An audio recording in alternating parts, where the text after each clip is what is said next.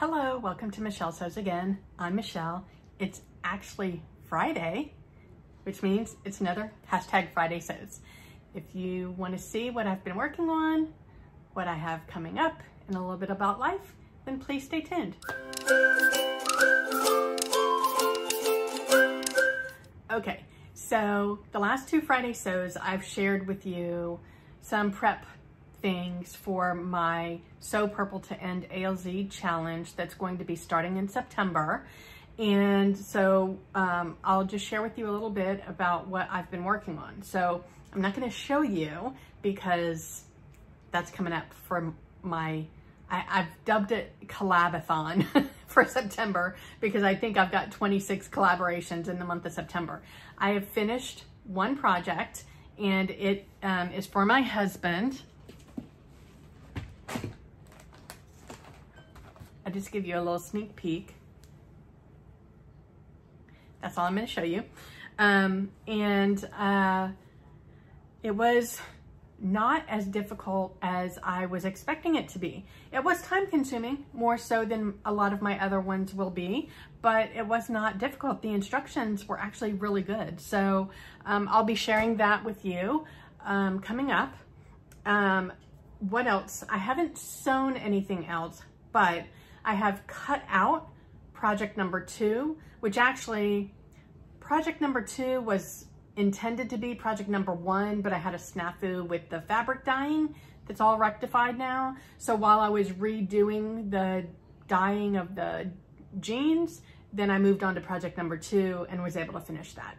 So what I've now decided to do, so because I had the snafu, well, I had a couple of snafus with what was intended to be project number 1, which was the seam work chip jacket. Snafu number 1 is that when I went to cut the pattern out and read the instructions, discovered that it was actually intended for knit fabrics.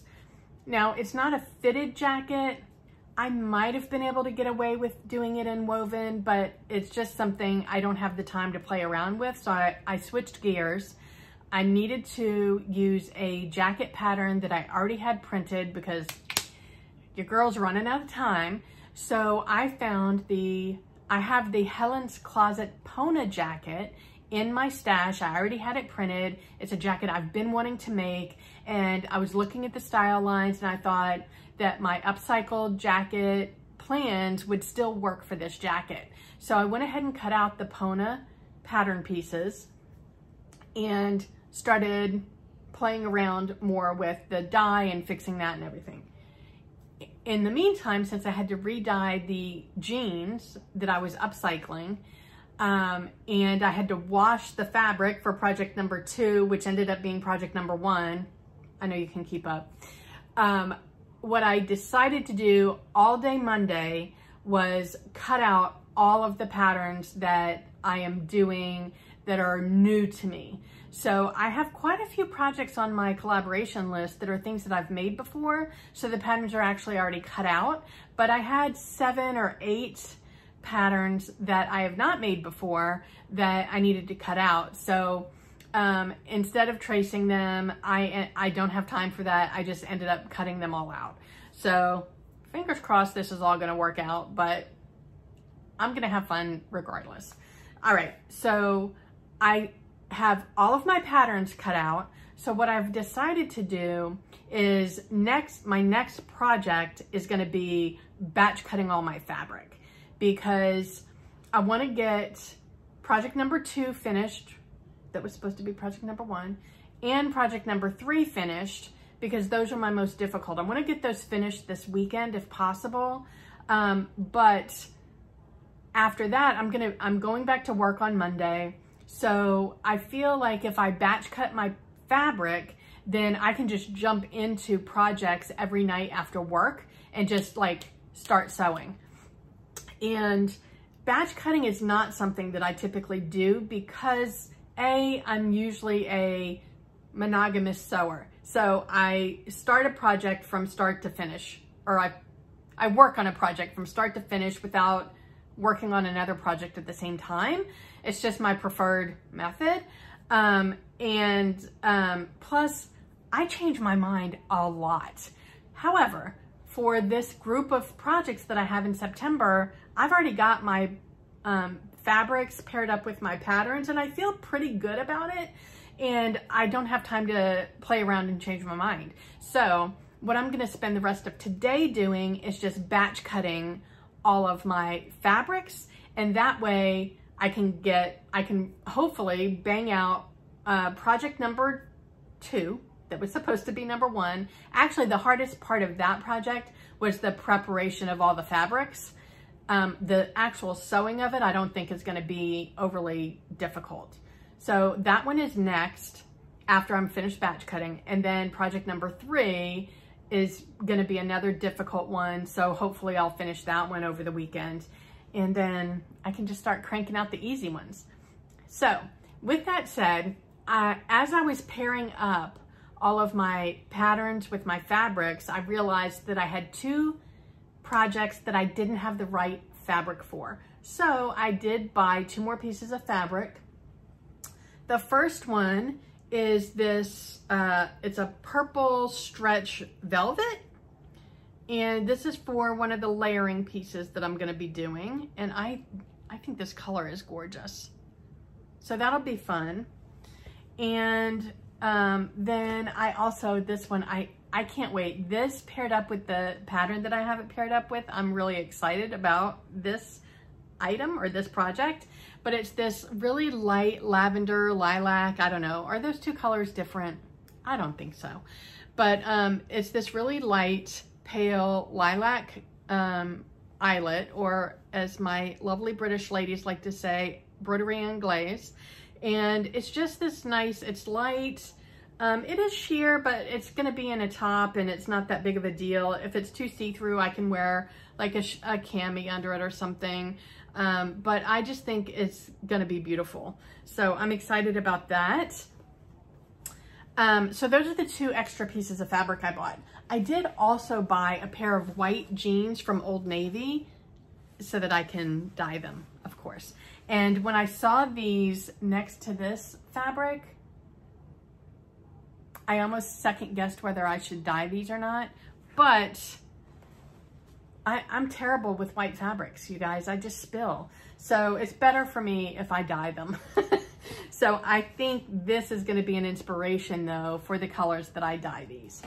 All right, so that's kind of all I got sewing related. Life, just a little bit there. I was so lucky that I got to chat, and this is kind of sewing / life related, but not so much sewing. I ended up getting to join a Wednesday afternoon Zoom call that happens, I think, fairly regular. It's just that I'm usually working with Trish from Pinky's Farm, Adam from Adam Sews, and Carole from Sew Carole. Jen was not able to join because she's on vacation. And I just felt really honored that I was able to join. And I think Andra has joined once or twice, and I really missed out meeting her. Like, we've talked before through a Zoom, but I just love Andra too. So I had so much fun with those guys. They are as lovely and sweet and funny in real life as they come across in their videos. If you're not already watching them, which I can't believe you wouldn't be, but I will link all of their channels in the description box below. They're just delightful is the best word that I can use to describe them, because that's who they are. And I had so much fun chatting with them. You're gonna see my hands are kind of grody right now because I dye and I don't wear gloves. Nobody ever sees my hands, and it doesn't usually attack me this badly, but I had 2 pairs of jeans that I put a lot of purple dye on. So yeah, it really got me. All right, and then the other life thing that I wanted to share is that I am so, fingers crossed, I think Hercules has the potty training thing down. It's been 3 days now since we've had an accident. So I don't know if I've explained this to you before or not, but I live on a fourth floor apartment. I work full time from home. Getting out during the day is just not an option. And when the little guy's got to go, going down, waiting for the elevator, going down the 4 flights of stairs, whatever, is just, it takes too long. So I am pad training him. And so what I have done is I've set up a little playpen in my living room with an oversized pee pad, and the playpen has a door. So I've been training him to go in there when he's got to go. And he, you know, it took a couple of weeks. He would go, like the first time that he went on his own, I swear I thought I was going to cry. But after that, he started getting that that's where he was supposed to go. So he was like, the first week, he was like 50% of the time he was going on his own. Then he started getting 60%, then 70%. And over the last 3 days, like and we were at a point where as long as I was in the living room with him, he got it 100% of the time. But anytime we were in another room in the house, he didn't realize he was supposed to go to the living room, so he would do what he needed to do where he was. And that's when we had accidents. So I would, if we were spending all day in my office or all day in the sewing room, I would take frequent breaks and take him in the living room so that he knew to go. And that was working pretty well. And then this week, it's like the cloud lifted, and we would be in the sewing room, and all of a sudden he would take off running. And so I would go and follow him, and sure enough, he was going on his own into the living room, into the playpen, and doing what he needed to do. And he was doing that at the beginning of the week. He would do it sometimes and not sometimes. And then by the middle of the week, every time. Haven't had an accident. I'm fingers crossed that this is like stuck. And now I can trust him. I don't have to worry about letting him roam the house. And it's been working out. Now, granted, he usually likes to be right under me, which I don't mind. I think it's adorable. Right now, he's actually fallen asleep. So I have this really fluffy dog blanket. So it's waterproof on the underside, but it's like really pretty and fluffy and furry on the top. So it's cozy for him to sleep on. And I've got that draped over the couch. And from the back of the couch to the seat of the couch, it kind of forms, I call it a teepee, because it doesn't go all the way against the back of the couch. I mean, it would if I tucked it in, but he usually drags it out. Well, I call that his little teepee because he likes to crawl in there sometimes and fall asleep. And today he crawled in there and fell asleep while we were having lunch. And he didn't wake up when I stood up off the couch, which is unusual. Usually he can feel when I'm moving, and he didn't. So I'm letting him sleep right now. And yeah, I just can't tell you how much joy he's bringing to me. We're having such a blast, bonding and getting to know each other and having fun together. So that's all I got going on. Oh, I almost forgot Jen's question of the week. It's, how do you store your fabric? Take a guess. So this is probably not, in fact, I know it's not appropriate because sunlight does come in here. I should probably put like a curtain or something over this so that it doesn't get fade on the folds.